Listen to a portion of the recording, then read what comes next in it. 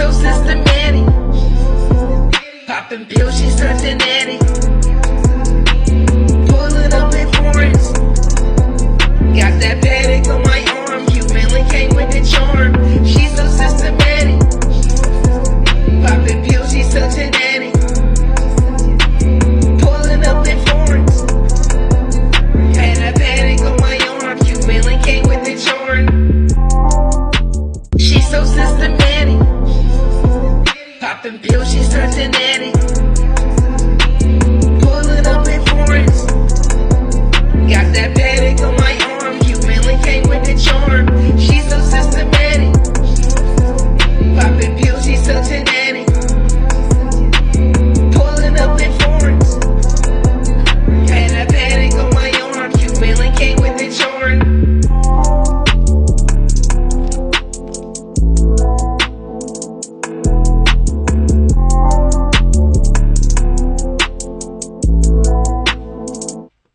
Jungle. She's so systematic.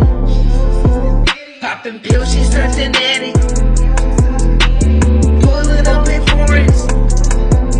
Got that paddock on my arm. Humanly came with the charm. She's so systematic. Popping pills, she's such an addict. Pulling up in foreigns. Had that paddock on my arm. Humanly came with the charm.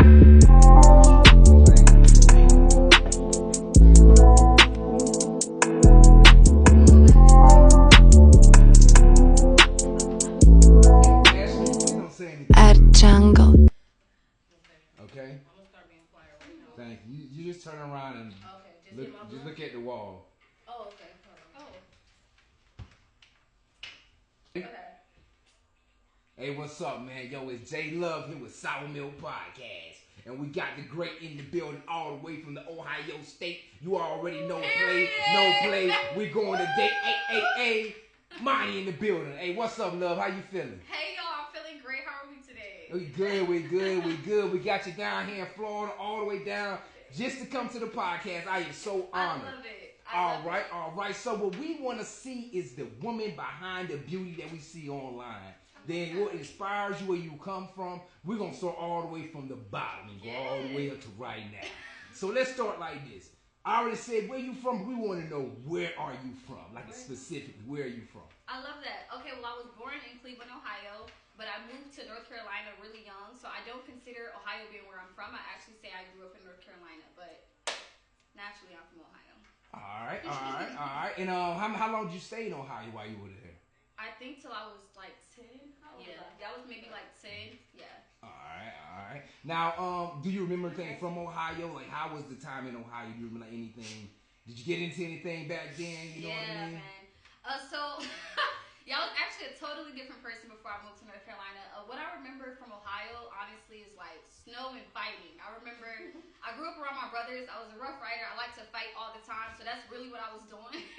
It bothered my sisters, and then I moved away, and that was it on Ohio. All right. So you was a little rowdy back then. Was. I know because you ain't that big, so you was a little chihuahua. I was a little chihuahua, just a little bit, but I had it going on. feisty. Exactly. I did. All right, so we're gonna fast forward a little bit. Now let's go after Ohio. You say you went to North Carolina. I did. All right, so starting in North Carolina, what were you into then? Did you calm down a little bit? Were you on the same path? I love that. That's a good question. No, I definitely calmed down because I got there and it was nothing like what I was used to. So like the mannerisms and attitudes that I had, nobody else had it. So I was just kind of just looking outlandish, and I was like, oh, that's not what the scene is here. And I knew I had to change it up, and I calmed down, I tuned it down, and I love who I am today. I was living somewhere else, and I was living on my own. Pretty much. So, How many years are you guys apart? 2. 2 years? 3 years? I think we're 3. Yeah, you just turned 26. 26. And I'm 29. So how was growing up together? How was that experience?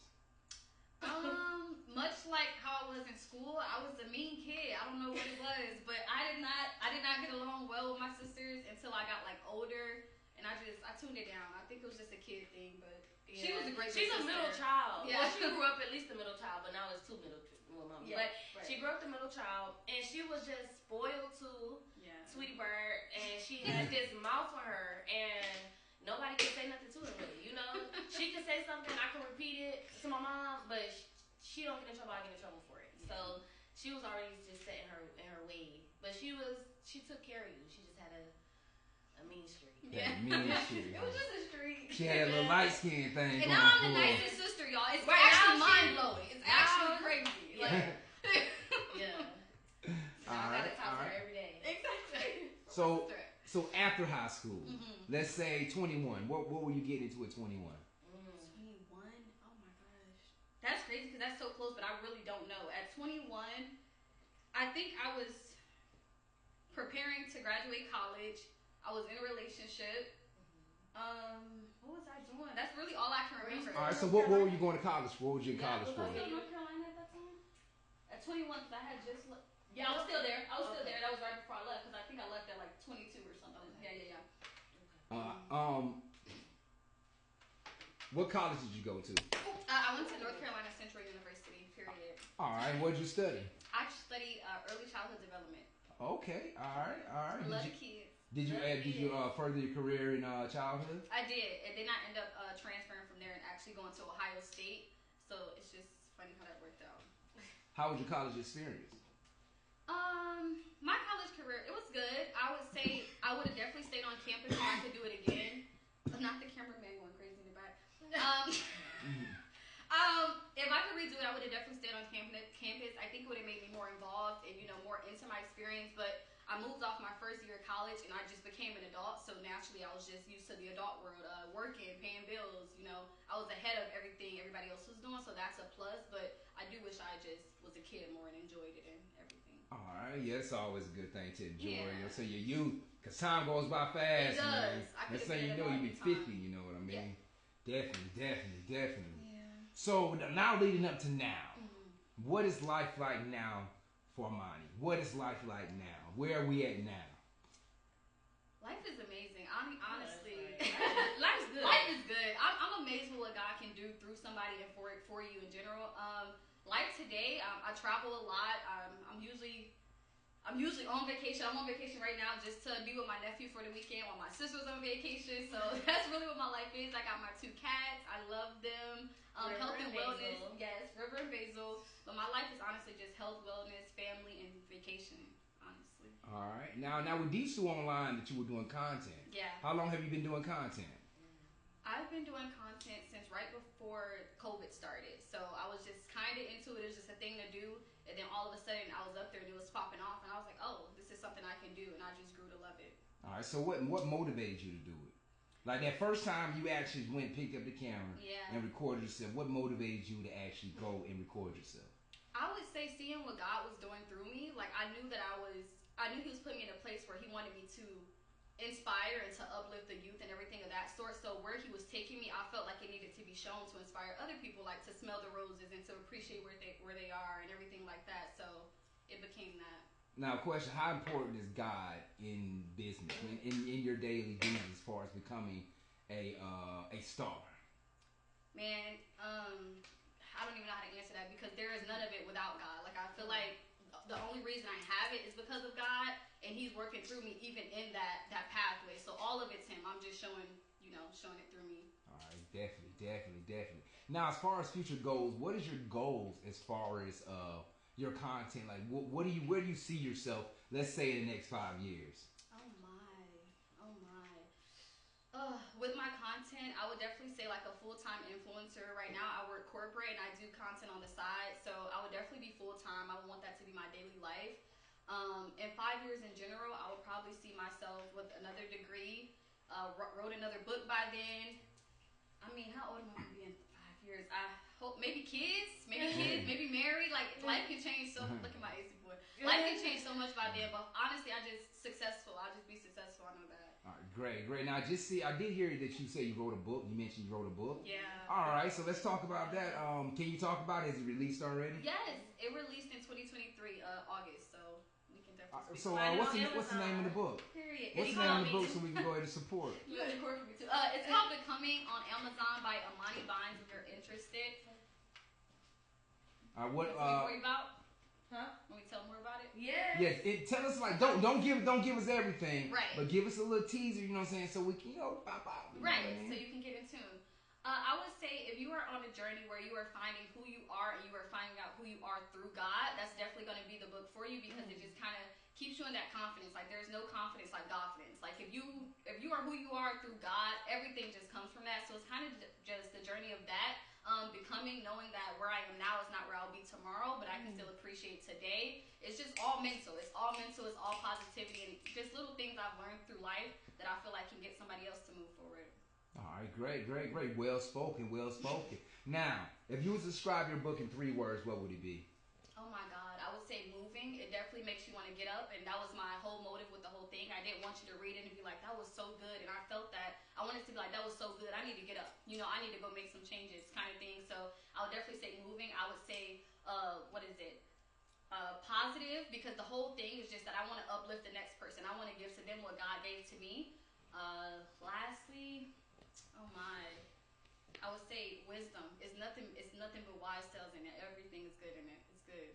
Now, can we looking forward to any more of your book projects coming out? Do you see yourself as being a writer, or was that a thing of expression at that time? You know what I mean? Yeah, totally. That's a good question. So writing has actually always been a thing for me. I've been writing since I was like 8 years old. I always knew I would publish a book actually. So when I did it, it was just like, I'm proud of you. You got that done kind of thing. So it may definitely be a part 2. I don't know if it'll be like,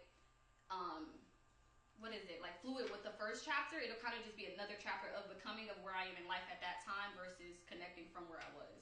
All right. I see you. So, what motivated you to start writing? Honestly, it was just something God put on me very young. I always loved English class. I loved writing. I loved speaking in front of the class.